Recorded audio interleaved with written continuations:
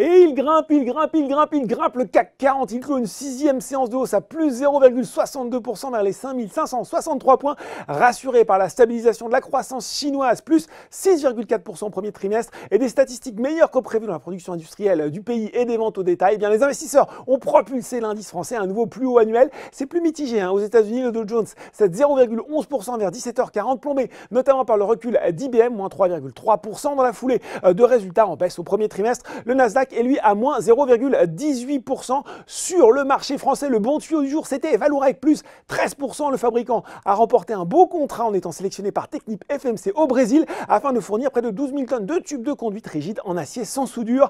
D'ailleurs, on retrouve Tarkett, le spécialiste des revêtements de sol, a annoncé aujourd'hui qu'il allait fermer 2 usines au Canada et transférer toutes les activités de production de ses sites aux États-Unis. Maison du Monde et Nexans sont également bien orientés.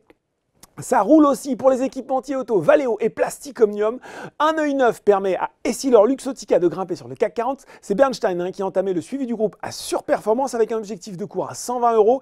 ST Micro reste aussi la valeur du moment, plus 2,5%. Le fabricant de semi-conducteurs français profite de bons chiffres trimestriels de son homologue néerlandais ASML et de l'accord à l'amiable dans le litige qui opposait Qualcomm à Apple. Qualcomm qui prend d'ailleurs 9,5% sur le marché américain.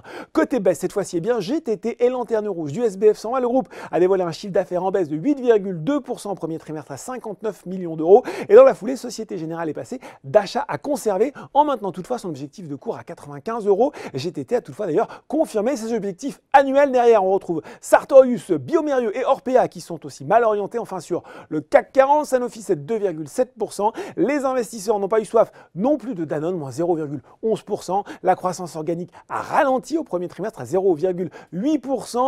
Contre 2,4% un an plus tôt. Mais là aussi, le groupe agroalimentaire a confirmé ses objectifs 2019.